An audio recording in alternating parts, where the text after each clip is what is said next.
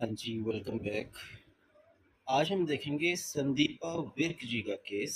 एक podcast video है, उसमें पूरी डिटेल में बताया गया है कि संदीपा विर्क एक टीवी और मूवी एक्ट्रेस जिनके ऊपर एक फ्रॉड का केस हुआ। ईडी ने उन्हें गिरफ्तार किया और फिर 4 महीना या 4.5 महीना उनको जेल में रहना पड़ा। और अभी वो जेल से बाहर हैं, बेल हुआ था उनका। और जानेंगे कैसे, क्या क्या हुआ, क्या केस था। चलिए शुरू करते हैं।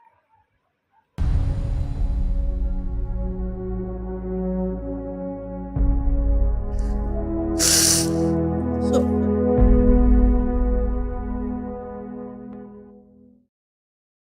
ਆਪਾਂ ਜਸਟ ਹੈਡਲਾਈਨਸ ਦੇਖਦੇ ਆ ਬਟ ਅਸਲੀ ਕਹਾਣੀ ਕੀ ਹੈ ਇਹ ਤਾਂ ਉਹ ਇਨਸਾਨ ਹੀ ਦੱਸ ਸਕਦਾ ਜਿਸ ਨਾਲ ਇਹ ਸਭ ਕੁਝ ਹੋਇਆ ਹੈ। ਤੇ ਅੱਜ ਦੇ ਐਪੀਸੋਡ ਦੇ ਗੈਸਟ ਹੈ ਮਿਸ ਸੰਦੀਪਾ ਵਿਰਕ ਤੇ ਅੱਜ ਆਪਾਂ ਉਹਨਾਂ ਨਾਲ ਗੱਲ ਕਰਾਂਗੇ ਉਹਨਾਂ ਦੀ ਜਰਨੀ, ਉਹਨਾਂ ਦੀ ਲਾਈਫ ਦੇ ਟਫੈਸਟ ਫੇਜ਼ ਦੇ ਬਾਰੇ, ਜਦੋਂ ਉਹਨਾਂ ਨੂੰ ਕਮ ਸੇ ਕਮ 4.5 ਮਹੀਨੇ ਜੇਲ੍ਹ 'ਚ ਰਹਿਣਾ ਪਿਆ। ਕਿਉਂ ਰਹਿਣਾ ਪਿਆ, ਕਿਸ ਕਾਰਨ ਕਰਕੇ, ਕੀ ਸਿੱਖਿਆ ਤੇ ਆਪਾਂ ਉਸ ਤੋਂ ਕੀ ਸਿੱਖ ਸਕਦੇ ਹਾਂ, ਉਸ ਜਰਨੀ ਬਾਰੇ, ਉਸ ਟਫੈਸਟ ਫੇਜ਼ ਬਾਰੇ ਤੇ ਕਿਵੇਂ ਉਹਨਾਂ ਨੇ ਉਸ ਫੇਜ਼ ਤੋਂ ਨਿਕਲ ਕੇ ਕਮਬੈਕ ਕੀਤਾ। ਸੋ ਬਹੁਤ ਹੀ ਰੋ, ਰੀਅਲ ਐਂਡ ਅਨਫਿਲਟਰਡ ਕਨਵਰਸੇਸ਼ਨ ਹੈ ਸੰਦੀਪਾ ਵਿਰਕ।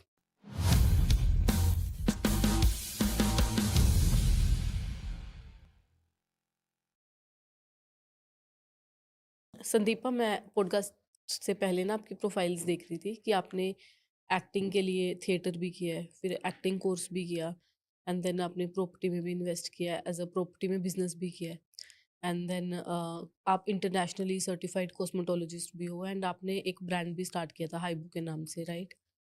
हाँ तो ये जी। इतनी सारी क्रिएटिव चीज़ें, इतना सारा टाइम और एफर्ट्स लगाया एक चीज़ पे, लेकिन एक फेज़ आपकी लाइफ में आया ऐसा, जब वो आपका ईडी वाला केस हुआ, आप जेल में गए, तो उस फेज़ ने आपको काफ़ी ब्रेक भी कर दिया। आई एम श्योर कि कर दिया होगा। हाँ तो जी। उस इतनी सारी चीज़ें वो सारी निग्लेक्ट हो जाती है जब वो एक ऐसा फेज़ आता है, जो मुझे लगता है। तो पहले इतनी हैपनिंग, इतनी एक ग्लैमरस लाइफ चल रही थी, फिर एक ऐसा फेज़ आया जब बिल्कुल ही बेसिक बेसिक लाइफ के लिए भी आपको वो करना पड़ रहा था, सर्वाइवल के लिए भी आप इतना तक हो गया था कि यू आर प्रेइंग कि इससे अच्छा तो डेथ हो जाए, ट्रू। है ना? और उसको भी अब टाइम हो चुका हुआ है। अब कौन-सा फेज़ चल रहा है? अब कौन-सा फ़ेज़ चल रहा है? दोनों फेज़ आप देख चुके हो, बहुत आपका एक बहुत एक्सट्रीम डाउन का। अब आई कौन-सा थिंक मेरे को फेज़ चल लगता है रहा है? ऐसा उससे डाउन तो क्या ही होगा जीवन इससे में डाउन ना। क्या हो सकता है? बट यहाँ पे ऐसी चीज़ ही है ना, जब आप कुछ बनने के लिए जाते हो ना, निकलते हो। हुँ। सॉरी, मैं थोड़ा इमोशनल हो जाती हूँ।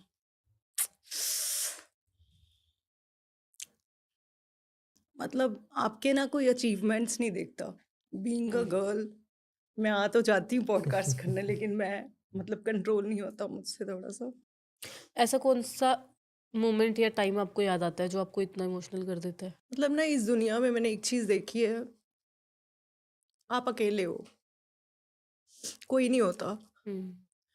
मतलब आपने अगर अच्छा टाइम भी देखा है, तो वो भी आप अकेले देखते हो, हुँ। और बुरा टाइम भी अगर आप देखते हो, तो वो भी आप अकेले ही देखते हो। मतलब आपको अपने आप को इतना स्ट्रॉन्ग बनाना पड़ता है कि मतलब ऑब्वियसली मैंने इतनी मेहनत की है लाइफ में, हार्ड वर्क की है, और मैंने आज तक कोई ऐसी रील्स लगा लो या पब्लिसिटी के लिए, जैसे गर्ल्स वहाँ पे करती हैं, पैप्स बुलाती हैं, पैसे देती हैं, कपड़े पहन के जो भी ग्लैमर जाती हैं, मैं वैसी हूँ ही नहीं कभी। और मैंने इवन बिग बॉस मुझे बार-बार बुलाता था ओके। कि 3 साल से उन्होंने मुझे बुलाया कि you are Bigg Boss material, but controversy करो। मैंने बोला, मैं सर कंट्रोवर्सी वाली लड़की नहीं हूँ। मैं नहीं कर सकती कंट्रोवर्सी। तो अब ये जो ऐसी सिचुएशन हुई है मेरे साथ, जो भी ट्रेजेडी अनफॉर्चुनेटली हुई है, या उसको ही पता होगा क्यों हुई है, तो मतलब इंसान तो टूट ही जाएगा ना, क्या करेगा आप बताओ। और फिर जब वहाँ पे जो भी चीज़ें, जेल जैसी जगह पे आप रह के आ गए हो, हुँ। तो लोगों की नज़र में तो आपने चाहे कुछ किया है या नहीं किया, आप क्रिमिनल तो बन ही चुके हो। किस किस को आप बताओगे?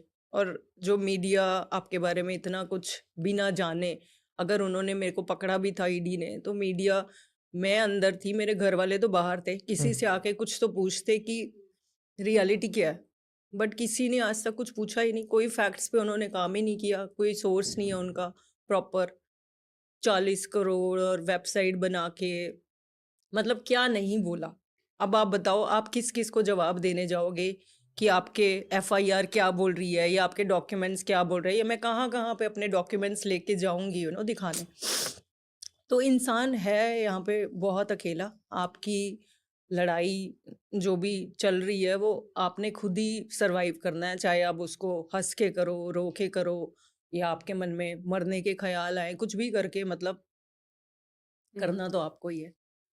वो कहते हैं ना, घायल तो यहाँ पे हर एक परिंदा है, मगर जो फिर से उठ सका वही तो जिंदा है तो सबकी स्टोरी ऐसी।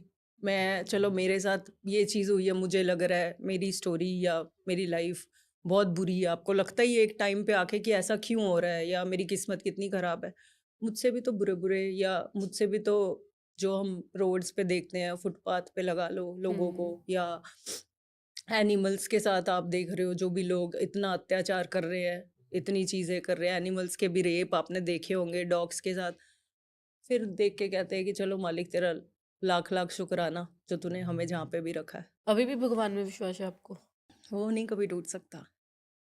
मुझे जब मैं अंदर गई ना, मुझे एक चीज़ समझ आ गई थी। मैं, मतलब छोटी छोटी चीज़ें हैं, एप्पल मेरे लिए एक मैडम मुझे दे देती थी वहाँ पे खाने के लिए। तो एक दिन मैं, नींद खुल जाती थी 2:30-3 बजे ही सुबह। तो मैंने बोला, मैंने कहा आज ना केला खाने का मन कर रहा है। छोटी सी चीज़ है, ठीक सोचो है। एक केले को भी तरस रहे हो आप, बाहर तो मैं खाती भी नहीं हूँ। हम्म, तो मैंने कहा कि केला खाना है। मैडम उस दिन केला लेके आ गई। ओके। मतलब इतने सारे इंसिडेंट है, मैं जो सोचती थी ना वो हो जाता था। तो फिर मैंने कहा यार तू मुझसे इतना प्यार करता है, मैं ही क्यों।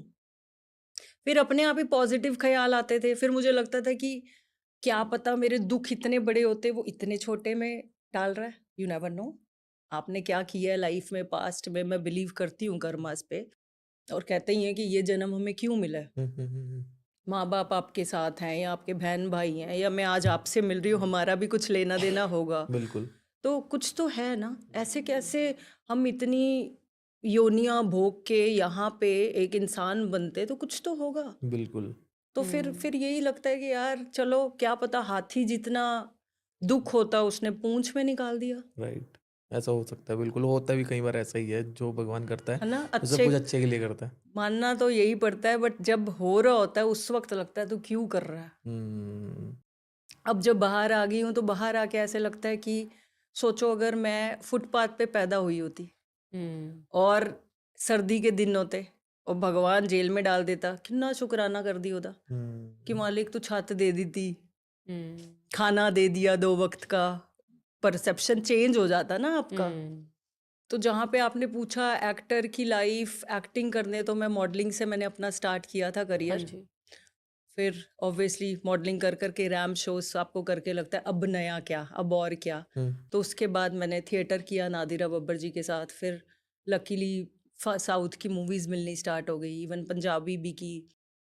पंजाबी आपने ज़्यादा नहीं की, एक ही की है ना? पंजाबी एक ही की है, और 2 फिल्में और कर रही थी मैं।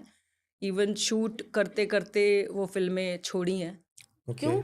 एक तो उसमें डायरेक्टर जी 7 डेज की, वो दिलप्रीत, हीरो का नाम बता देती हूँ मैं, दिलप्रीत ढिल्लोन के साथ थी वो फिल्म। ओके। और डायरेक्टर रात को रूम में नॉक करते हैं, और मैं ऑब्वियसली, आप आओगे अगर, if you are my friend या डायरेक्टर हो तो खोलूंगी ना, हाँ जी राइट राइट। क्या है, चाहे वो 12 बजे, चाहे 1 बजे, चाहे आप भी आओगे। ज़रूरी नहीं है कि मेल ही आ रहा है, फीमेल भी आ रही है तो आप खोलोगे। तो मुझे आके कहते हैं कि संदीपा। मैंने कहा हाँ जी सर, मैं सो रही थी, मैंने ऐसे बोल ही दिया कि मैं सो रही थी, बोलो। तो ऐसे बात करते करते पी हुई थी उन्होंने, ड्रिंक करी हुई थी, अंदर आ गए रूम में, बैठ गए ऐसे बेड पे ही बैठ गए। मैं क्या हाँ जी, मैं क्या बोलो। तो एवें ही आया बस। तो मैं क्या सर सवेरे अपना शूट भी है, तो और टाइम भी देखो क्या हो रहा है, तो जब हम्म। जल्दी उठना है तो मेरे को सीधा ही बोलता है कि मैं आया हूँ यहाँ पे, you have to do compromise. तो मैं क्या मतलब, मैंने यही पूछा। तो कहते अब आप बच्चे तो हो नहीं। तो मैं क्या कि मेरी गल ऑब्वियसली अगर लड़की ये चीज सुनेगी तो क्या बोलेगी। मैंने कहा हम्म। आप कैसी बात कर ये रहे हो। पंजाब की बात कर रहे हो आप? दिलप्रीत पंजाब की, ढिल्लों जी की मूवी थी। हाँ जी, पंजाब की बात कर रही हूँ। डायरेक्टर का चलो नाम नहीं लेते। मूवी आ चुकी है वो? हाँ, मूवी आ चुकी है। तो वो मुझे कहते कि आपको पता है मैं क्यों आया हूँ। हम्म, तो मैंने कहा सर बट मैं तो नहीं करूँगी। तो कहते कि मैं फिल्म से निकाल दूंगा। तो मुझे लगा अब 7 डेज की फिल्म भी हो गई है, और मैं ऐसी लड़की नहीं हूँ। मेरे को ना देखो, आप पसंद आ गए, आई कैन डू एनीथिंग। और मुझे कोई टर्म्स एंड कंडीशन लगाता है ना, you have to do this, तब ये करो, तो मैं मतलब अपने पापा की भी नहीं सुनती, फिर मैं ऐसी हूँ। मुझे कहते करना पड़ेगा। तो मैंने कहा 7 डेज का आपने शूट कर लिया है। कहता मैं निकाल दूंगा। तो मैंने कहा निकाल दीजिए अगर आपको लगता है तो। शूट करके, इवन खालसा कॉलेज है ना अमृतसर में, हाँ, उसमें हमारे शूट हुए थे बट फोटोज। जनरली सुना जाता है ऐसी चीजें मतलब जब मूवी स्टार्ट होती है तब ऑफर की जाती है, नहीं ना, इन बिटवीन द मूवी। नहीं, इन बिटवीन द मूवी। 7 दिन का शूट हो चुका था, पैसा यस, खर्चा हो इवन चुका था। इवन फोटोज आज भी मेरे पास, कभी वो पास्ट मेमोरीज में आती रहती है ना। किन के साथ? दिलप्रीत ढिल्लों जी के हाँ साथ? हाँ, खालसा कॉलेज में शूट किया था हमने। ये उनको भी पता है कि मतलब अब जब आपको निकाला गया ये सारी चीजों का? हाँ, वो कहता मैं क्या करूँगा। वो तो बेचारे ने ऐसा कुछ, उसने तो, वो तो ऐसा नहीं था, मतलब मेरे साथ उसने ऐसा कुछ नहीं किया। He was very nice with me. Shoot का शूट ही था। और जब भी उनके साथ सीन भी करते थे तो वो भी वाइगुरु करते रहते थे। मतलब उनके बारे में मैं क्या ही बोलूँ जब मैं राइट। जानती ही नहीं ज़्यादा। बट वो डायरेक्टर तो ऐसा ही था। तो मैंने प्रोड्यूसर को भी कहा, प्रोड्यूसर कहता है यार मैं क्या करूँ संदीपा, अब वो नहीं कर रहा है, वो चाहता है तो तुम कर लो। मैंने कहा मैं नहीं करूँगी। एंड ऐसे ही एक दूसरी फिल्म थी पंजाब की जिसमें, ही? पंजाब की ही, जिसमें युवराज हंस था। 3 हीरो थे, अब तीनों का नाम लूंगी तो फिर आपको पता ही चल जाएगा मैं किसकी बात कर रही हूँ। हम्म, और उनके साथ भी मेरा शूट हो गया, सब चीज़ हो गई। और जब जो मेरे हीरो थे उनके साथ शूट की बारी आई तो वो आ, डायरेक्टर ही इसमें भी? नहीं, इसमें हीरो, ओके। तो उसमें हीरो संगरूर चले गए। तो आज मैंने कहा अपना शूट है, तो डायरेक्टर मुझे कहता होते चला गया होते। ਤੇ मैंने फ़ोन किया उनको कि आप किधर हो। तो मैंने कहता कि मैं तो ਤੁਹਾਨੂੰ ਬੋਲਿਆ ਸੀ ਤੁਸੀਂ मेरे नाल वाले, पंजाबी में इसलिए बोल रही हूँ क्योंकि पंजाब का मैटर बिल्कुल है, बिल्कुल कि बिल्कुल। मैंने तो इसलिए बोला था आपको कि मेरे साथ वाले रूम में आके शिफ्ट हो जाओ। वो किसी और होटल में था, मैं किसी और में थी। ठीक है। तो मैंने कहा कि शिफ्ट हो जाओ मतलब, कहता बच्चे तो हो नहीं, समझदार ही हो तुसी।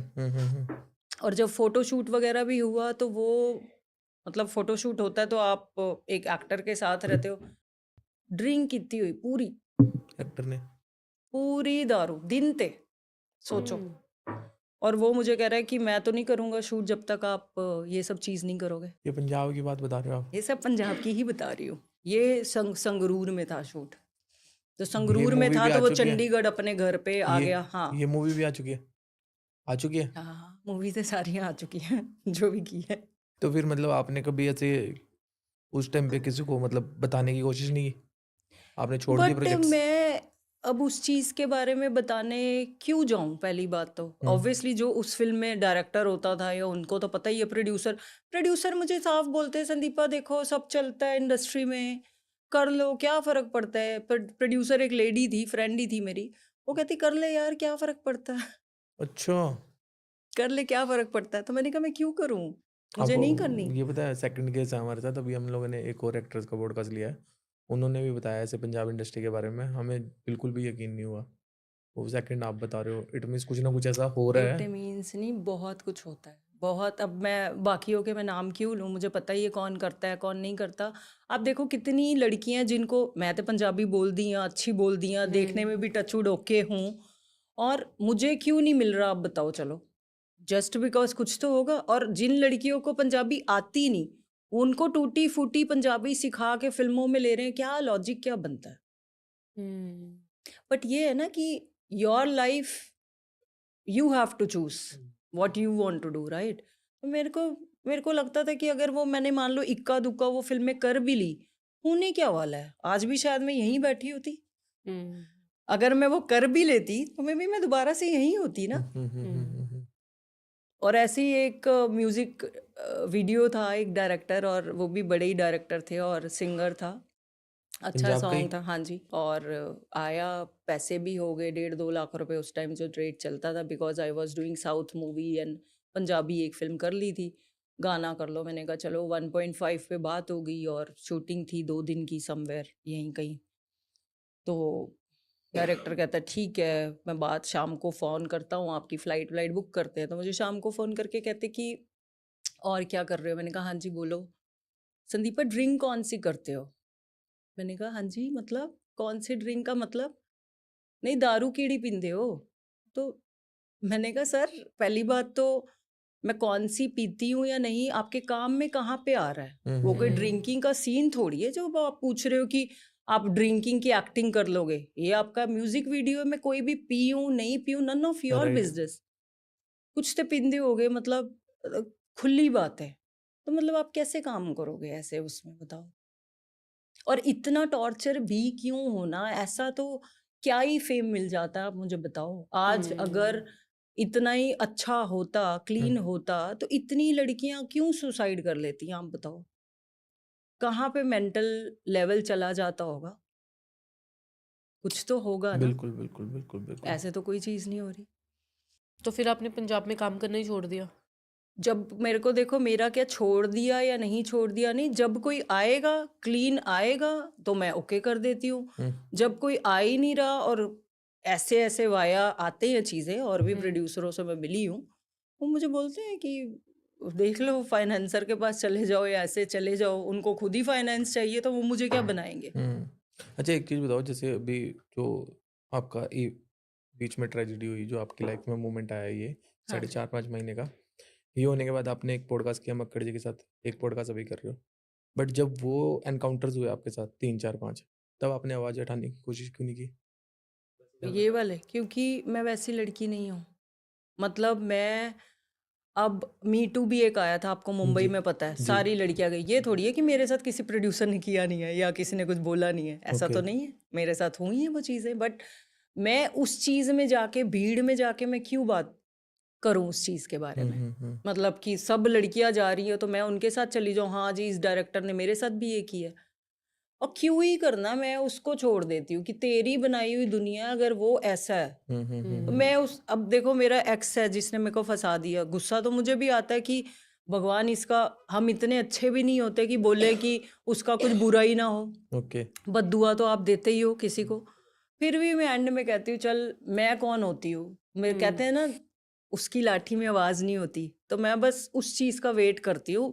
वेट करना और चुप रहना बहुत मुश्किल होता है, लेकिन सब्र करके मतलब मैं कर लेती हूँ। अच्छा, वैसे थोड़ा सा बताएंगे, मतलब अपने शब्दों के अंदर एक बार पूरा हुआ क्या था? देखो, वैसे तो हम स्टडी कर चुके हैं ताकि हमारी ऑडियंस को भी पता लग जाए हम किस ईडी कॉन्टेक्स्ट के में बारे बात में, कर रहे हैं। ईडी के बारे हाँ, में, मतलब हाँ जैसे अब आपने एक्स के ऊपर बोला कि एक्स के ने मुझे हाँ जी, फंसाया, हाँ जी, तो इट मीन्स आप पहले पॉडकास्ट में भी कह रहे थे कि मेरी कोई गलती नहीं है, हाँ अभी भी जी, कह रहे हाँ थे जी, कि, और मीडिया हाँ के ऊपर भी बताऊंगी आपने काफी उसी। आरोप लगाए। तो एक बार स्मॉल, नहीं स्मॉल क्या, पूरी डिटेल में बात करेंगे, उसी के लिए आए। ये लड़का मैं चाहती हूँ पता चले, बिकॉज एक तो मेरी लाइफ खराब की, मेरे साथ वो जो पहले लड़की है जिसने कंप्लेन करी है उसकी लाइफ बर्बाद करी। उनसे, नाम क्या है लड़के का? लड़के का नाम है नागेश्वर उर्फ अमित। उर्फ अमित, हाँ, ओके। अभी भी वो मोहाली में किसी और लेडी के साथ रह रहा है, मुझे पता चला है, डिवोर्सी है वो। उसके पापा ने उसको फ्लैट व्लैट दिया, उसके बच्चे भी हैं, उसको किसी की जिंदगी बर्बाद हो रही है। तो मेरा मकसद ये भी है कि देखो क्या होता है ना, जब आप प्यार में होते हो ना तो आप अंधे हो। मैं आपसे प्यार कर रही हूँ, मतलब आप दुनिया के सबसे अच्छे इंसान हो, क्योंकि हम अपनी वाइब्स इतनी डाल देते हैं। नोटिस करना, मैंने किया है जिन लड़कों को मैंने छोड़ा है, मैं ये सोचती हूँ, एक दिन वो मेरे सामने आ गया था बॉम्बे में, मैं कहीं गई, बिलीव करोगे मैं शिवर करने लग गई थी उसको देख के, जबकि वो मेरा पास था या मैं उसके साथ रही हूँ इतने साल। मतलब मैं बीमार पड़ गई, मतलब देख के ना मैं कांपने लगी, और मैं रेस्टोरेंट में बैठी नहीं, मैं निकल गई। ओके। मतलब इतना गंदा। तो मैं ये सोचती हूँ, एक टाइम पे वो दुनिया का सबसे अच्छा इंसान था, क्योंकि मैं प्यार कर रही थी, मैंने अपनी एनर्जीज डाली, वाइब्स डाली कि कितना अच्छा है। अब वही बंदा मुझे नहीं अच्छा लग रहा। तो हम जिससे प्यार करते हैं ना, उसकी हर चीज हमें अच्छी लगने लग जाती है। मतलब सच में प्यार अंधा होता है, ये रियलिटी है। हाँ, तो रियलिटी क्या आपने फील ही किया, तो आप तो बहुत आपसे अंधा अच्छा कौन ही ही बता है, सकता है। अंधा ही है। अभी भी मैं बहुत इमोशनल बंदी हूँ, मैं बहुत जल्दी ट्रस्ट कर लेती हूँ, बट मुझे लगता है जो आजकल का टाइम चल रहा है, हम्म, ट्रस्ट मत करे कोई। वो बंदे का नाम नागेश्वर उर्फ अमित बोलता है, कोई सरनेम नहीं है उसके नाम के आगे, और अपने नाम के आगे गुप्ता लगाता था।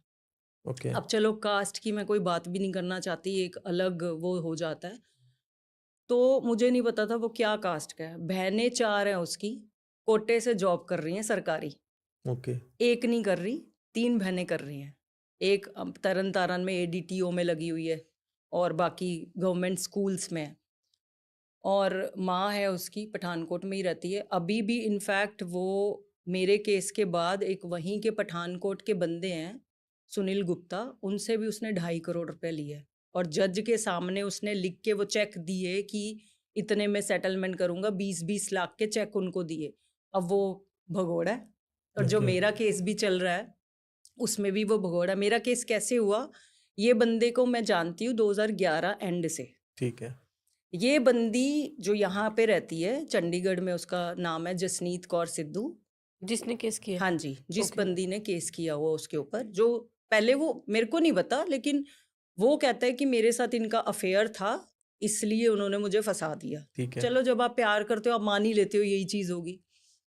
अब उस बंदी ने एफआईआर 2008 का इंसिडेंट 2016 में उसके खिलाफ एफआईआर की थी।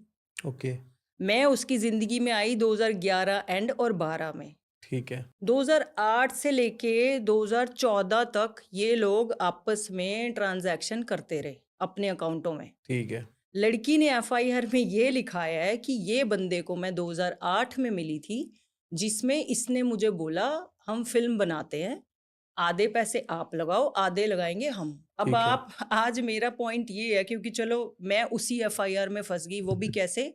लड़की ने लिखा 2008 में संदीपा उसके साथ आई थी एक इंसिडेंट में, जहां पे उसने उसको 15 लाख कैश दिए।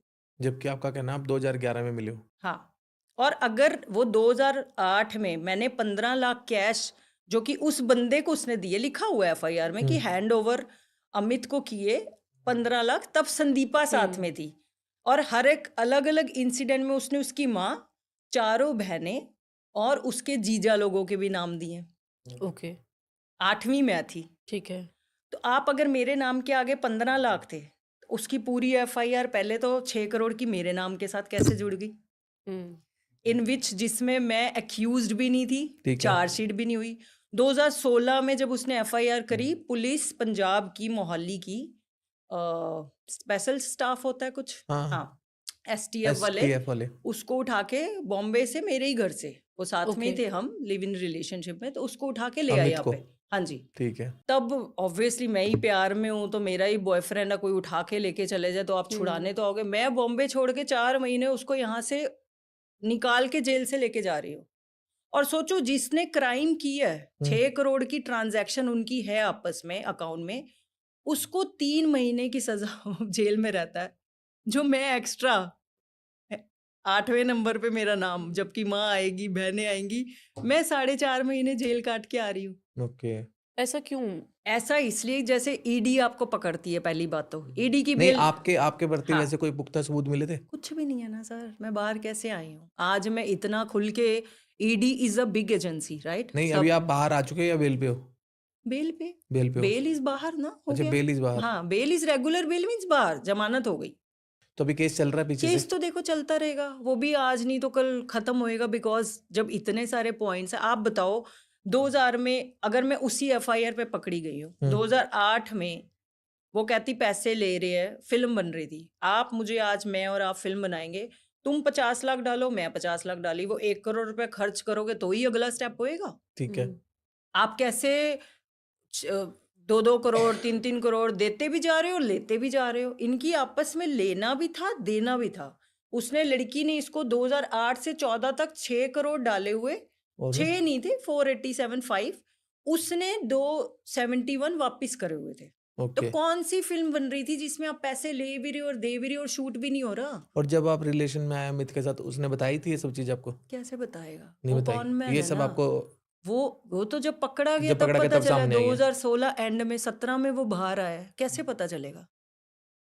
ओके।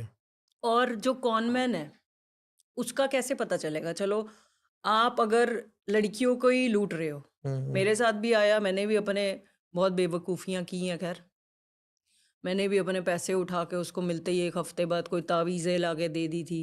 कहना नहीं चाहिए। फिर कास्ट सिस्टम की जब बात आती है ना, अब जाके लगता है कि पहली तो आपको अगर आपकी कास्ट से कोई दिक्कत नहीं है, आप जो भी हो, आप बता क्यों नहीं रहे आप किस कास्ट के हो? ओके। अमित आप छुपाता था? उसने अपनी कास्ट ही नहीं हाँ, बताई। आपने उसके बताया नाम गुप्ता के लगा रखा आगे है। नागेश्वर है पासपोर्ट पे, माँ का नाम कमला देवी, बहन का नाम पूनम देवी। तो पासपोर्ट भी वैसे फेक था फिर, मतलब इसका मतलब? पासपोर्ट सही था। उसने मुझे जस्टिफिकेशन ये दिया कि पंजाब में पासपोर्ट बनता तो सरनेम नहीं लगाते। तो मैंने भी सोचा कि चलो थोड़ा पीछे ही है तो मे नहीं, बी। मेरे को ये समझ में नहीं आ रहा है, इतना सब कुछ बीच में लूपहोल है अमित के साथ। तो अभी अमित कहाँ पे है? अमित आप बोल रहे हो बाहर है? अमित ही तो भागा हुआ है ना। अच्छा, अमित भागा हुआ है। अभी जो ये केस चल रहा है उसका 2016 का, अब तक केस खत्म थोड़ी हुआ है। ठीक है। क्योंकि जब आप थोड़ा बैलेंस अमाउंट देना रहता है तो केस तो चलेगा ही ना, जो भी वो सजा होगी जो भी होगा। राइट। बट वो कोर्ट पे जाना उसने बंद कर दिया, वो भागा हुआ है, वो है ही नहीं। ओके। तो इसलिए वो भगोड़ा साबित हुआ पड़ा है। नहीं, जब आप कह रहे हो कि आप तो 8th पर्सन थे, है ना, और आप 15 लाख की ट्रांजेक्शन उसने बोला उस टाइम पे कैश की, जब हाँ, आप उसको जानते भी नहीं थे, सब फेक था, बट फिर आपको 4 महीने जेल में क्यों रहना पड़ा? क्या होता है ना, देखो अब यही मुझे नहीं समझ आ रहा कि मेरे को पकड़ा क्यों गया। पहली बात, हम्म। अगर पकड़ने का टारगेट अमित था, अमित पकड़ा जाता। दूसरा, अमित नहीं भी पकड़ा जा रहा, अमित की माँ बहनें उनकी भी ट्रांजैक्शनें हैं, उनको पकड़ते। आपने संदीपा क्यों पकड़ी? मैं तो उसकी गर्लफ्रेंड थी। क्या लॉजिक है आप बताओ ना। फिर मुझे नहीं पता अब वो किसने मेरी कंप्लेंट करी है, क्या हुआ है, कौन मुझसे जेलसी कर रहा है, मुझे तो यही चीज़ नहीं पता चली। बस ईडी ने पकड़ लिया मनी लॉन्ड्रिंग। अब आप बताओ, किसी थर्ड पर्सन की एफआईआर में आप उन दोनों की ट्रांजैक्शन में मेरा कोई रोल ही नहीं है, तो मनी लॉन्ड्रिंग मेरे उसमें कैसे आ गई? ओके। और अगर आप 15 लाख वो इंसिडेंट में कहती है संदीपा आई थी उसके साथ, जो कि चलो वही जानता है। मैं तो कहती हूँ जो मुझे किसी ने दिया है ना, भगवान उसका 100 गुना उसको दे। अगर इसने मुझे अच्छा दिया तो 100 राइट। गुना मिले, बुरा दिया है तो 100 गुना मिले। मैं तो जानती भी नहीं, मैंने तो उन लड़कियों की इतनी हेल्प करी। इनफैक्ट जब मैं इससे ब्रेकअप हो गया 2020 में, दिसंबर में अलग हो गई हूँ इससे, तो मैंने उनको खुद लड़कियों से, उन्होंने मुझे इंस्टा पे फॉलो किया। मैंने कहा यार, कहती असी तो तेनों तावी समझाया सी, ये मुंडा नहीं अच्छा जो भी है। तो मैं कहा यार, जब आप प्यार में होते आपको नहीं पता। वो जेल ब्रेकअप में किस रीजन से हुआ था आपका? ब्रेकअप क्या हुआ कि मल्टीपल रिलेशनशिप चल रहे थे। ओके। मल्टीपल। मुझे जैसे जिम में एक दिन मैं गई, एक जिम की लड़की कहती कि यार तेरे बॉयफ्रेंड को मैरियट में देखा था, उसने बताया कि लैपटॉप का एलवी का बैग लेके बैठा था। तो मैंने कहा है, और फिर मुझे याद आ गया कि ये कल शाम को तो बोल के गया था कि मैं किसी मीटिंग में मैरियट ही जा रहा हूँ। कहती चिंकी लड़की के साथ बैठा था, चिंकी लुकिंग। ओके। और मतलब आप सोचो, किताब जो सच्चा होता है ना, उसके सामने ओपन बुक अपने आप हो जाती है जब भी उसको एक वक्त पीरियड खत्म करना होता है, कर्मों वाला। बिल्कुल। तो चिंकी लुकिंग मैंने कहा है, तो मैंने उसको बोला यार वो ये बात बोल रही है, तो मुझे कहता है कि वो ना खुद गलत लड़की है, वो तुझे गलत रास्ते पे लाना चाहती है, इसलिए वो ये चीज़ें कह रही है, ताकि तू बॉयफ्रेंड के साथ रहती है तो तू ये सब कैसे करेंगी जो लड़कियां कर रही हैं बॉम्बे में। मैंने फिर इग्नोर मार दिया, चलो कि भाई अब जिसके साथ हो उसी पे ही ट्रस्ट करोगे। कन्विंसिंग पावर, मैंने बोला है ना, जो झूठा होता है ना उसमें अंदर इतनी कन्विंसिंग पावर, डैडी दी कसम, मम्मी दी कसम, ये मर जाए वो मर जाए, तो चलो आप यकीन कर लेते हो। बिलीव करो, वही चिंकी जो उसने देखी थी, वही चिंकी ने मुझे इंस्टाग्राम पे मैसेज कर दिए। फिर ओके। मैंने देखा कि यार ये तो चिंकी लुकिंग। फिर मैंने वो फोटो उसकी उस लड़की को भेजी, क्या यही थी? वो कहती यही थी। वो चिंकी लुकिंग क्या कहती, इसने अपना, जब ये जेल से बाहर आया, प्रोडक्शन हाउस खोल लिया बॉम्बे में। मेरे को ऑफिस में अलाउ ही नहीं था।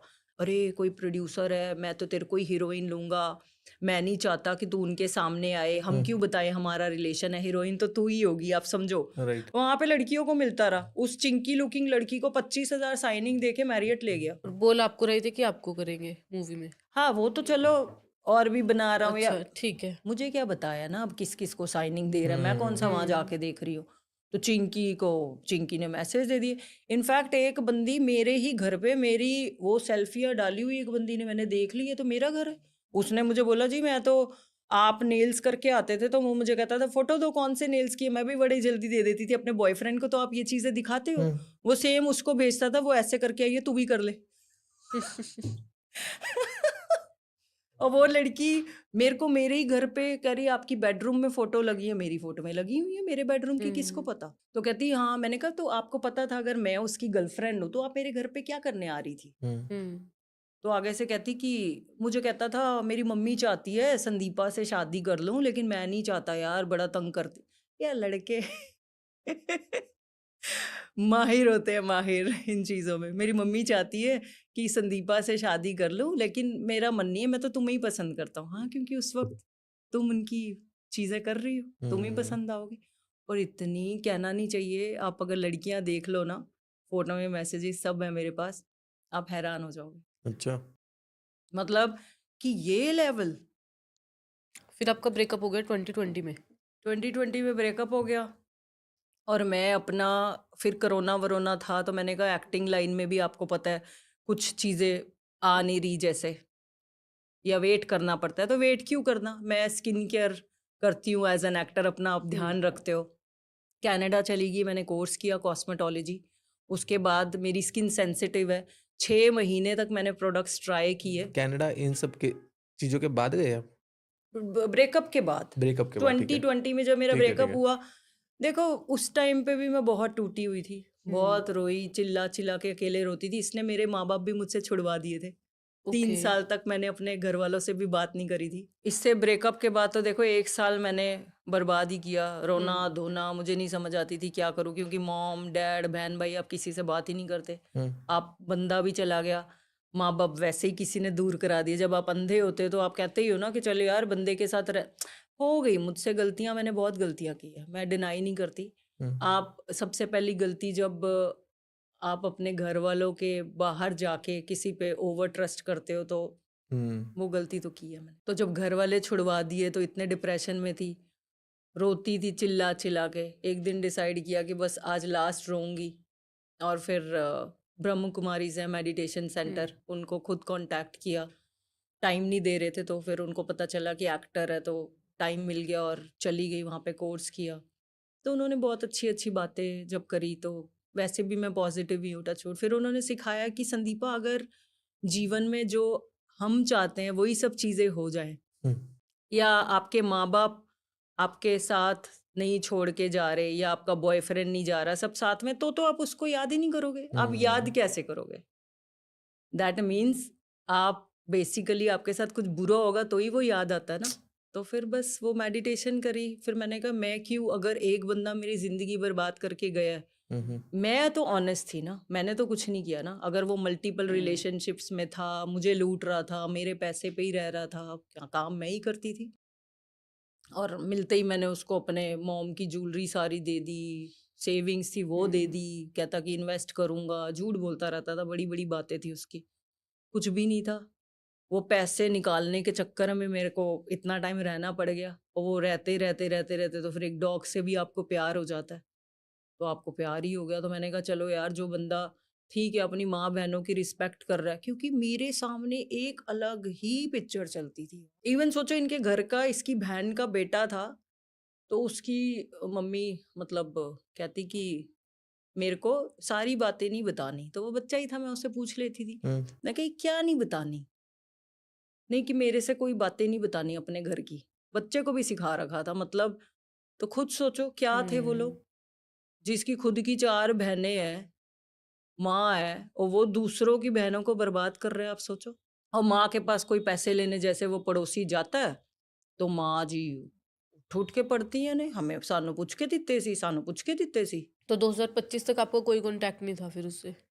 कांटेक्ट उसने बहुत बार किया, मेरे पास वीडियोस भी है। जब घर पे भी मेरे आया, आप चलो सोचते हो वहाँ बड़ा, मैं थोड़ी पागल हूँ, इमोशनल हूँ ना, तो इमोशंस में बंदा कहता है, मैं कहती हूँ चलो आया, मेरे पैर पड़ रहा है, वो भी मेरे पास वीडियोस है उसकी। लेकिन मैंने बस डिसाइड कर लिया था कि नहीं, इस बंदे के साथ नहीं रहना। ओके। घटिया बंदा था, बहुत घटिया बंदा था। मैं मतलब जो मेरे साथ हो के मेरा नहीं है तो वो बंदे पे आप क्या ही ट्रस्ट करोगे। तो लॉयल्टी नाम की तो कोई चीज़ ही नहीं थी। और लड़की को मुझे लगता है कि मैं तो कोई पैसे वाला लड़का देख के आज तक बॉयफ्रेंड ही नहीं बनाया। मेरा बॉयफ्रेंड कोई पैसे वाला नहीं। कहते हैं ना लड़कियां पैसे वाला बनाती हैं या जो स्पेंड करे। मैं इतनी खुददार हूँ कि मुझे आज मेरे जो सपने भी है ना, मुझे ये है कि यार मैं प्राइवेट जेट खरीदूँ ना, मैं खुद क्या खरीद के बैठूँ, कोई ये ना कहे कि मैंने बिठाया है। मतलब इतनी मुझ में है। नहीं भी देगा इट्स ओके, बट मेरा ड्रीम है या मैं बहुत बड़े बड़े सपने देखती हूँ। मुझे पता है कि सपनों की कोई कीमत थोड़ी है। बिल्कुल। अब जो मर्जी सपने देखो और उसकी कोई लिमिटेशन थोड़ी है। Why not me? मैं भी तो वर्ल्ड की रिचेस्ट पर्सन बन सकती हूँ। बट अब वो बिल्कुल। समझ आ गया कि रिच होने में और खुश होने में फर्क होता है। है ना? हमें लगता तो है मटीरियलिस्टिक चीजें, बट यार वो भी चीजें कहने की बातें हैं। ये भी आ जाती है कि पैसा नहीं खुशी देंदा। देंदा ही है यार, कितने नहीं देंदा, बिल्कुल। है ना? आज देंदा आपके ही पास पैसा है, कुछ तो टाइम पास करोगे, वर्ल्ड में कहीं पे घूमने चले जाओगे, लग्जरी लाइफ, आपके पास 100 चीजें होंगी कुछ करने के लिए। ओशो भी कह रहे थे, कहते कि माना पैसे से खुशी नहीं खरीद सकते, लेकिन मन पसंद का दुख तो खरीद सकते हैं। वही तो वो कहते नहीं, it's better to cry in an in Porsche और जो भी कार में। ये सब तो बातें हैं, पैसा तो बहुत जरूरी है एनीवे। हाँ, तो केस का वही मैं बोल रही थी। जैसे ये बंदी का एफआईआर मैंने आपको बताई। अब बताओ 2008 के केस में 2016 में उसको उठाया, पहले ही 8 साल बाद। 8 वाले इंसिडेंट में मुझे 25 में उठाया जा रहा है। आप खुद सोच के देखो। और 6 करोड़ का अगर मैटर है, जिसमें से कि वापिस गए हैं, मैटर 2-2.5 का बचा हुआ है, तो फिर वो 2.5 क्या होता? मेरे ऊपर 6 करोड़ क्यों लगा रहे हो? ओके। मेरे ऊपर अगर वो इंसिडेंट में कहती 15 लाख दिए थे, 15 लाख लगा देते। बट ईडी है तो वो 6 करोड़ का मैटर भी, बट ईडी के लिए भी 6 करोड़ का मैटर इज नथिंग। तो अभी ये पूरा का पूरा क्लियर हो गया कि आपको कुछ देना नहीं है इसमें, पैसे वैसे तो नहीं नहीं ना, देना। कैसे देना जब मेरा हाँ लेना मतलब देना नहीं, ही जब नहीं उन्होंने है। उठाया है 4 महीने रखा है तो करके पूछ रहा हूँ मैं। उन्होंने कुछ चेक नहीं किए ट्रांजैक्शंस, बस उठाया और जेल में डाल दिया। और आप आपके बिहाफ एक पे खुद- मतलब कोई एडवोकेट या फिर आपके नियर डियर? वो तो करने पड़े ना, एडवोकेट ही तो बाहर निकालते, फिर कैसे बट इतना टाइम निकालेंगे? भी कैसे लग गया? 4.5 महीने। पहली बात, ईडी की चार्जशीट आती है, कोई भी केस की चार्जशीट आती है 60 दिन के अंदर, अच्छा। 60 डेज। और जब आप बोलते हो अपने लॉयर को कि मैं जब अंदर गई हूँ, तो मैं तो बोलूंगी भाई बेल लगा। फटाफट। वो कहता है कि जब क्वेश्चन पेपर ही नहीं आ रहा तो आंसर क्या दे? आपको जब क्वेश्चन आएगा आप आंसर दोगे ना, आप आंसर क्या दोगे खुद से, जब आपको पता मतलब ही नहीं। ऐसे कोई किसी पे भी एफआईआर फेक कर सकता है। और यही अपना हिंदुस्तान है यार, जो क्रिमिनल्स हैं आप खुद देखो, कितने आप जानते हो बाबा लोग, कितने रेपिस्ट जिनके आश्रमों में लाशें मिलती हैं और सब कुछ करते हैं, वो पैरोल पे 40-40 बार बाहर आ रहे हैं। वो रेप केस के भी बेल ले लेके आ रहे हैं। तो मतलब ये कुछ भी हो सकता है यार। इस सिस्टम के ही तो चीजें हैं सारी। आप बताओ ना, जो रियल लोग कर रहे हैं क्राइम। और मेरा तो ये भी है, मान लो मैंने चलो कुछ नहीं किया, वो तो पेपर्स ही बोल रहे हैं, मैंने किया होगा तो वो ठीक भी है। पेपर्स ही बोलेंगे, राइट? ठीक है। फिर आप जेल में डाल देते हो हमें उन क्रिमिनल्स के बीच में। आप बताओ जेल का कितना ज्यादा डर होता है किसी को। एंड में क्या है, यार जेल नहीं जाना, डर है। बिल्कुल। आपने मेरे जैसी का तो डर ही खत्म कर दिया। मैं तो अब एक बार देख के आ गई। मैं तो ईडी भी देख के आ गई। 6 दिन उनके रिमांड में थी, 12 को लिया था, 18 को जेल में गई थी। मैं वहां पे भी देख के आ गई, जेल भी देख के आ गई। अब मेरा क्या डर रह गया, आप बताओ? मैं तो चलो ऐसी बंदी नहीं हूँ कि क्राइम अपना तो लेना देना ही नहीं हो सब चीजों में करने का, या किसी को धोखा करने का, या जो मीडिया ने बोला है मैंने ड्यूप किया लोगों को। कोई एक बंदा तो खड़ा होगा भाई, मैंने आपको ड्यूप किया है ना, चलो मैंने लोगों को लूटा है वेबसाइट बना के। वहाँ एक सिनेरियो ये भी सामने आ रहा था काफी। तो एक बंदा तो आएगा कंप्लेन करने, ओके। मैंने लोगों को लूट लिया। कोई तो लोग आएंगे कि हमारे इस प्रोडक्ट पे, इस कंपनी पे हमारे पैसे गए। कोई सोशल मीडिया तो इतनी पावर है, कोई तो बोलेगा आके। कोई कंप्लेनेंट मेरा कोई बंदा है ही नहीं, ईडी कंप्लेनेंट है मेरी, बताओ। फिर ईडी ने उस बंदी को, मेरे पास डॉक्यूमेंट्स आते हैं तो देखा, उस बंदी की स्टेटमेंट उन्होंने मुझे 12 अगस्त को उठाया था, उस बंदी से स्टेटमेंट 22 अगस्त को ली हुई है, ओके। 10 दिन के बाद। और वो बंदी से अब आप स्टेटमेंट लेने जाओगे कि ये आपने एफआईआर की थी, आप ही हो मान लो, तो वो आप अपनी एफआईआर पे डिनाई थोड़ी करोगे, वो तो आपको उठा लेंगे। ठीक है। वो तो बोलेगी कि हाँ ये जो मैंने बातें बोली है वो सच है। तो पहले तो ईडी मुझे पकड़ने से पहले उस लड़की को पकड़े कि तुमने 6 करोड़ रुपए कहाँ से दे दिया। ठीक है। अगर वैसे भी बात करें कि हम्म। तुमने 6 करोड़ रुपए कहाँ से दे दिया भाई, तुम्हारे पास कैसे आ रहा है, तुम उनके इनकम टैक्स के पेपर चेक करो, मेरे क्या करो, मेरे तो अकाउंट में कोई पैसा ही नहीं है, मेरी तो रिटर्न ही बड़ी कम भरती हूँ मैं। जितना अगर हम मान लो कैश में अर्न करेंगे, वो कहते हैं रिटर्न कम भरती हो तुम। अगर हम कैश में अर्न कर रहे हैं तो आप रिटर्न कैश बैंक में डाल के क्यों भरने जाओगे? मैंने तो उनको बोल दी ये बात कि आपकी रिटर्न कम है। तो मैंने कहा सर अगर मैं अर्न कैश में कर रही हूँ तो मैं कैश थोड़ी अब डालने जाऊंगी, खर्चे भी तो होते हैं अपने कैश के। आपका बिजनेस वैसे तो सारा ऑनलाइन ही है ना? वो ऑनलाइन है, जैसे हम एज एन एक्टर रील्स बनाते हैं, उसके आपको पता है हम लोग चार्ज करते ठीक है। हैं। तो वो जब मैं पैसा कमाती हूँ तो वो तो पैसा कैश भी आता है अपने पास।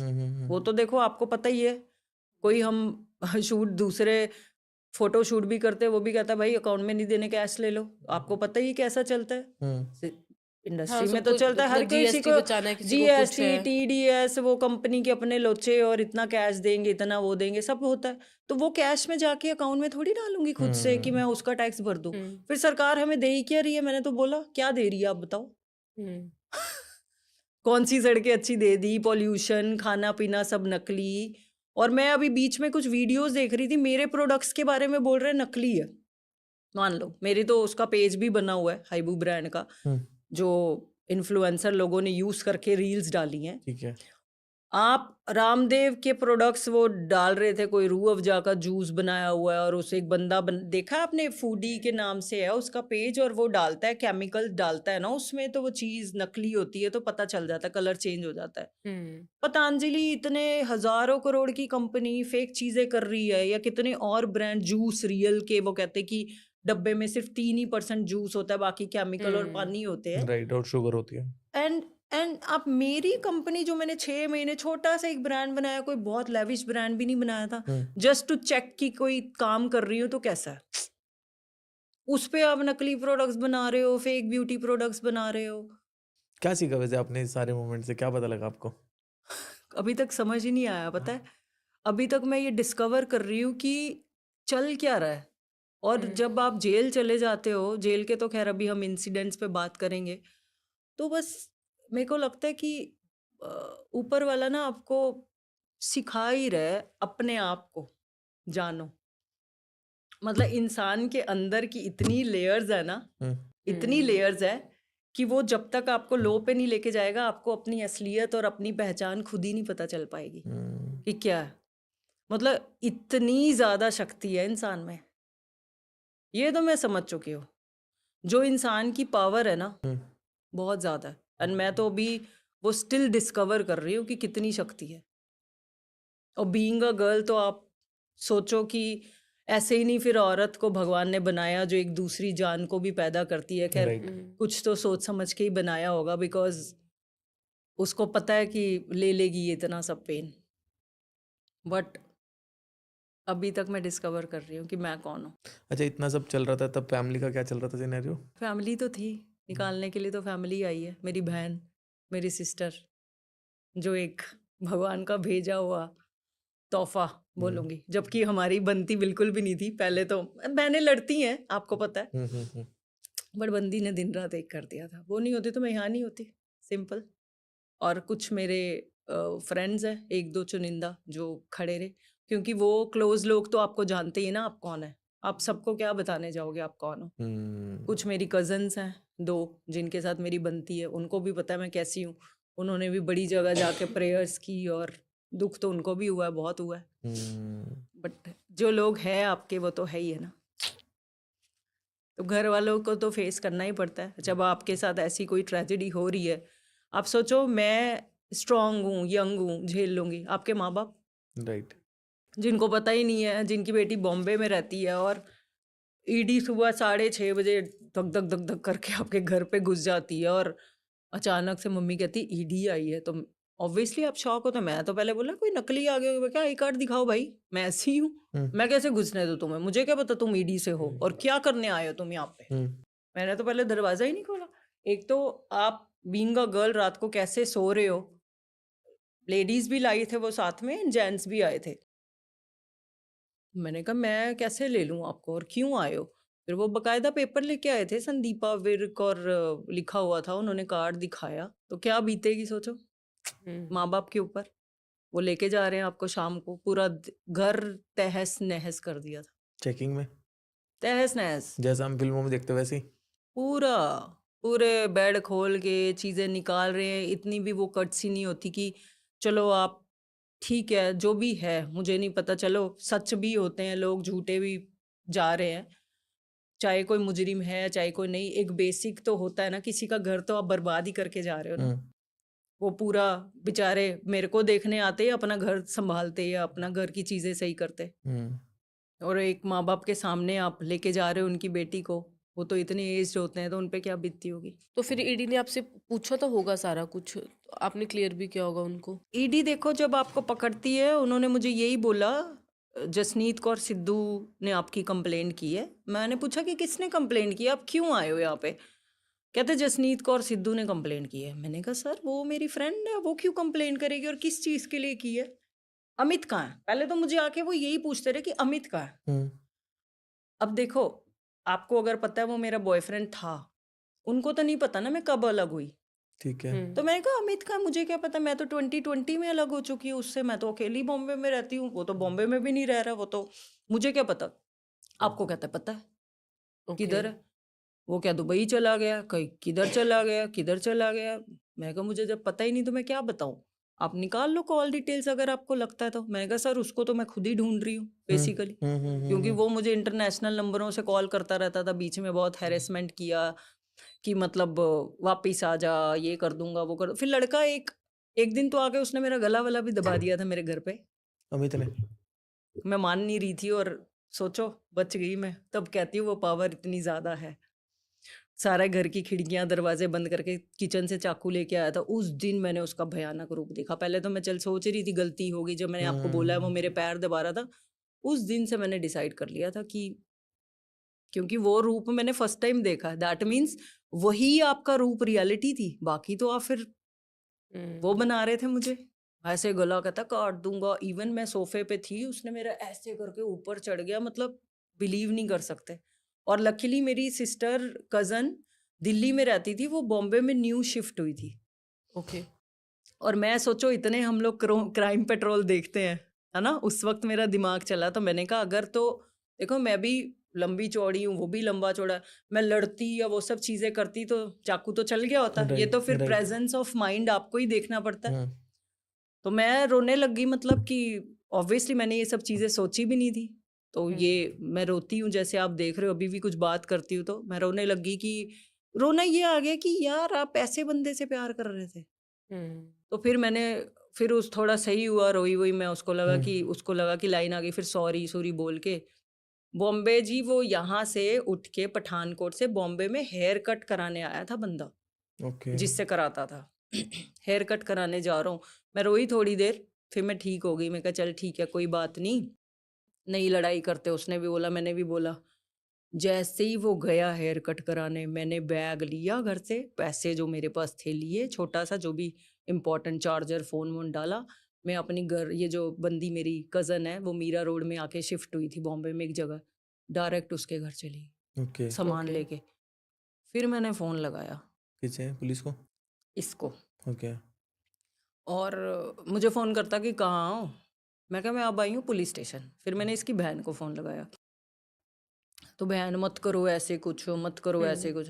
मैं नहीं गई पुलिस स्टेशन। पुलिस स्टेशन एक लड़की जाती है ना अगर ये अफेयर वाले मामलों में, तो पुलिस कहाँ सीरियस लेती है, वो कहते इनके तो डेली के लड़ाई झगड़े हैं। मैं नहीं गई, मैं वहाँ पे चली गई अपना। वो बंदा डर गया, वो बंदा निकल गया। लेकिन उसके बाद मैंने अपनी एक FIR पुलिस में करके गई थी। जब मैं कनाडा गई थी ना, मेरे लॉयर ने एक FIR हमने ओशीवारा पुलिस स्टेशन में दी थी। इनफैक्ट उनका फ़ोन भी आया था, तो मैंने इसके लिए एक FIR करी हुई थी। उसको पता चल गया था, कहता तूने मेरी कंप्लेंट कर दी। क्योंकि मैंने कहा करूंगी नहीं कंप्लेंट, तू किसी को मार दे, अब मैं मरी जाती तो क्या होता, सही ये बात तो है। अपना निकल जाता घर से, कौन देखता। तो फिर ईडी लेके गई आपको? फिर ईडी वही चीजें, कहाँ पे है मुझे तो पता ही नहीं है। पहली बात तो जब रिलेशन में ही नहीं हो तो तो मुझे आपने क्या वो पता। एफआईआर नहीं बोला उनको कि मैंने तो खुद देखो एफआईआर भी किया? वो तो रिटर्न कंप्लेंट थी वो ना आपकी। उस टाइम पे कुछ नहीं देखते ना, जब आप उनके पास हो ना, फिर आप उनके पास ही हो, उनके अकॉर्डिंग चलेंगे आप उनको जो मर्जी बोलो चीज़ें। अब मुझसे वो कुछ क्वेश्चन कर रहे हैं, आपके वो कॉन्टैक्ट्स ले लेते हैं, आपके वो सारी चीज़ें देख लेते हैं, कौन दोस्त है, किस किस के कॉन्टैक्ट में नंबर है, फिर वो 10-15 साल पीछे तक जाते हैं। ओके। उसमें कुछ बड़े लोगों के भी नाम थे, जिसमें वो मुझे पूछते ये आपके फ्रेंड कैसे हैं। मैंने कहा सर ये क्या मतलब हुआ कैसे हो, मैं 2009-10 से वहाँ पे काम कर रही हूँ, ऑलमोस्ट 20 ही मैंने पुराने पॉडकास्ट में बोला है। जो बंदा 7-8 से काम कर रहा है, 26 आ गया, 20 साल का एक्सपीरियंस है मेरा, मुंबई में मैं रहती हूँ। अब कैसे किसको जानते हो, ये क्या जवाब दोगे। मैं प्रोड्यूसरों को भी जानती हूँ, बड़े लोगों को, कुछ पॉलिटिशियंस को जानती हूँ। तो अब वो कैसे जानते हो, उसका तो कोई लॉजिक नहीं है ना। हम लोग तो वैसे ही मिल लेते हैं, आपको पता है एक्टर लोगों से तो सामने से ही हमें अप्रोचेज आ जाती हैं और इंस्टाग्राम पे हो जाते हैं कि आइए, तो वो तो कोई बड़ी बात नहीं है। राइट। अब कौन कैसे जान रहे हो उसका कोई लॉजिक नहीं है। क्यों आपका दोस्त, उसका भी मैं क्या जवाब दूं बताओ। आज आप मेरे दोस्त हो, क्यों हो बताओ, क्या जवाब दोगे आप।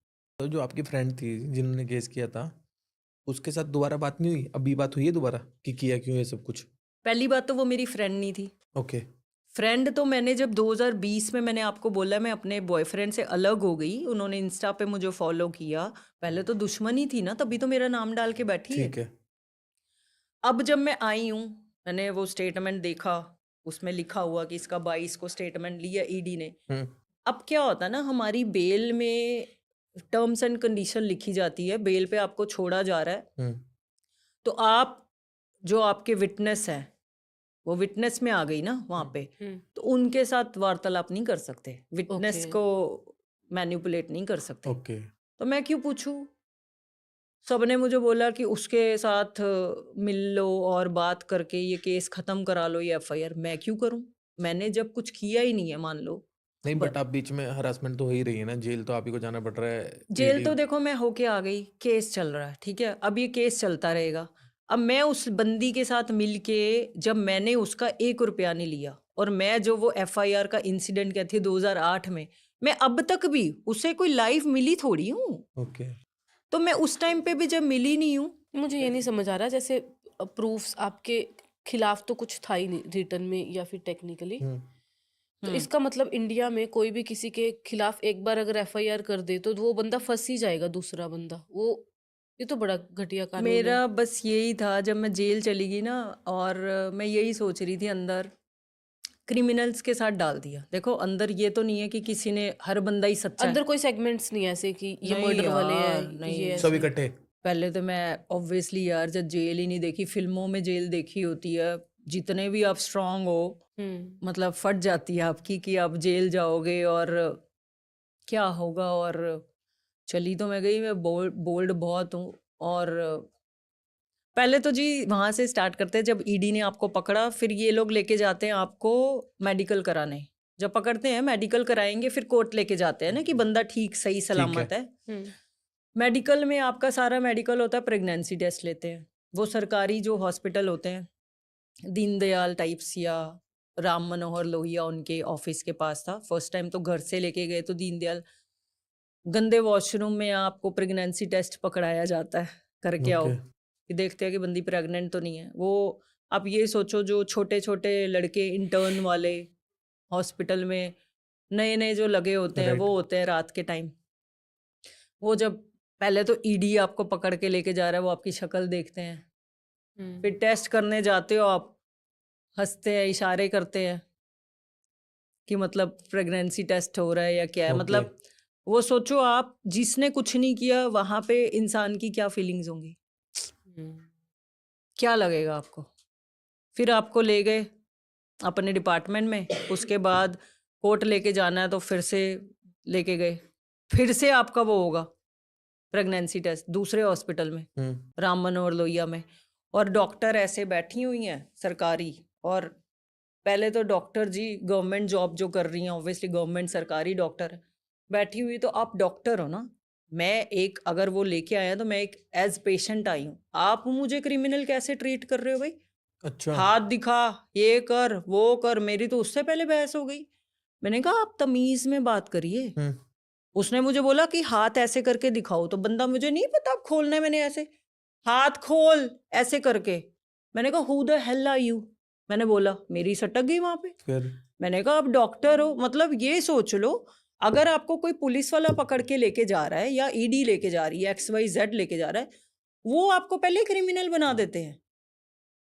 किस किस को आप जवाब दोगे कि आपने ये सब चीजें नहीं की यार? मैं उसको क्यों बोलते कि यार तू मुझे ऐसे क्यों ट्रीट कर रही है, मैंने तेरे साथ क्या किया, क्या बुरा किया है? You are doing your job. अगर वो बंदा मुझे अब लेके आया है, चेक करवा रहा, मैंने उसको बोला, मैं कहा यार ये बात कैसे कर रही है? डॉक्टर्स को तो वैसे भी होता है कि उनको जज करना ही नहीं, कोई भी आए उनके पास। हाँ प्रेगनेंसी टेस्ट लेके आ, ऐसे करके आ, वैसे करके आ, वो करने जाओ, फिर से प्रेगनेंसी टेस्ट, वो लड़के आपको देख के हंस रहे हैं वहां पे। आप सोचो, मन करता था इनके मुंह तोड़ दूं, मतलब मैं। आप एक ट्रॉमा समझ रहे हो? ये मैं इतनी बोल्डली बातें कर रही हूँ बिकॉज अभी मैं बाहर हूँ और चलो पावर है मेरे साथ, वो तो मुझे पता है।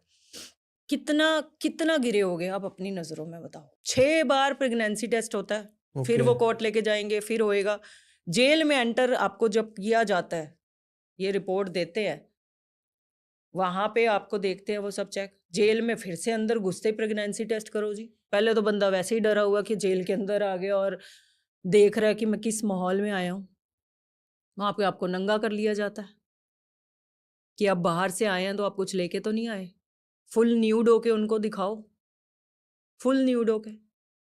आप खुद सोचो, भले ही वो लेडीज है, कैसे आप हो जाओगे यार? और ए कपड़े उतार, TSP, उन्होंने तमिलनाडु की स्पेशल फोर्स रखी होती है जो, कपड़े उतारो, उठो बैठो, नंगा करके उठो बैठो। क्या हालत हो रही है यार आपकी?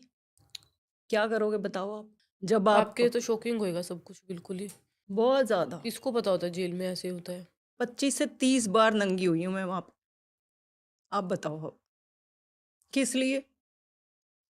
मैं तो बस, उस बंदी ने जो मेरा नाम दिया है ना उसमें, जिसको मैं जानती नहीं, मतलब मैं चाहती हूँ, अगर मैं, वो कहते हैं ना, सिसक सिसक के रो रही हूँ ना, चिल्ला चिल्ला के रोएगी, मतलब 100 गुना होगा, 100 गुना। और मेरे को इतना पता है, जिसने भी मेरे साथ आज तक जो भी किया है, वो लड़के ने भी अगर किया है ना, तो वो आज बॉम्बे में नहीं आ सकता। छुप रहा है ना, घर का रह गया ना घाट का रह गया। यही है, राइट जीते जी नर्क क्या है? आप अपने घर में नहीं जा सकते, आप छुप के रह रहे हो, तो यही है नर्क।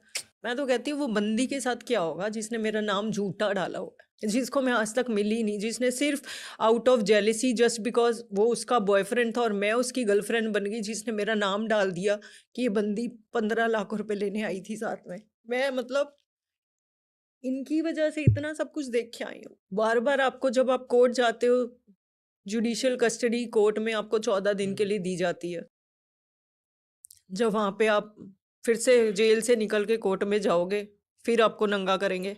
वहां पे चले जाओगे, कोर्ट पहुंचोगे, कोर्ट में आप हाजिरी लगा के नेक्स्ट डेट लेके आओगे। वो बस पे चढ़ाने से पहले वहां पे कोर्ट की पुलिस आपको नंगा करेगी। तो ये भी नहीं कि कोई एक ही बंदी देख रही है, आप कंफर्टेबल हो जाओ। जिसकी अलग अलग ड्यूटी, सबके सामने नंगा हो। वो वहां पे नंगा करेंगे। 2 बार हो गया। वापसी आप जेल के अंदर फिर से आई हो, फिर वो नंगा कर रही है। 3-3 बार आप नंगे होते जा रहे हो, बाल पूरे खुलाए जाते हैं, हर चीज। मेरा तो छोड़ो, जो क्रिमिनल्स हैं, हमें भी उठक बैठक तो कराते ही है कि नीचे कुछ छुपा के तो नहीं ले आए। उन लेडीज को नीचे टॉर्च मार के भी देखते हैं। आप बताओ, मैं अगर महीने में 6 बार नंगी हुई हूँ, मैं 4.5 महीने में 27 बार नंगी हुई हूँ वहां पे। आप सोचो, अब लोगों को तो लगेगा जेल चली गई, किया होगा।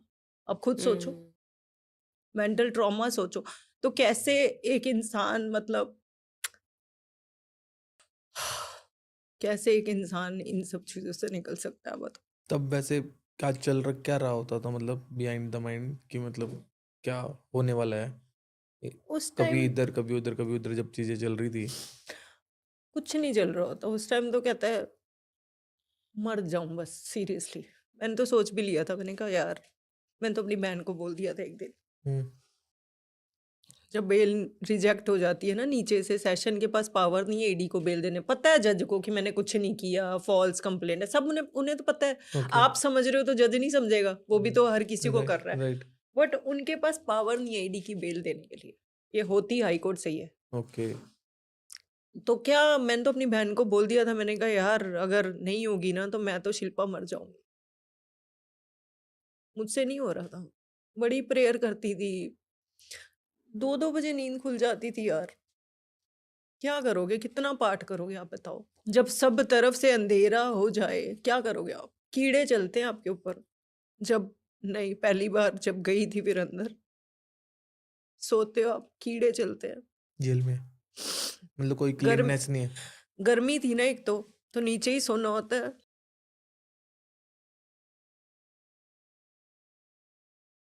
हाँ जी, तो ये था संदीपा मिर्ची का पॉडकास्ट।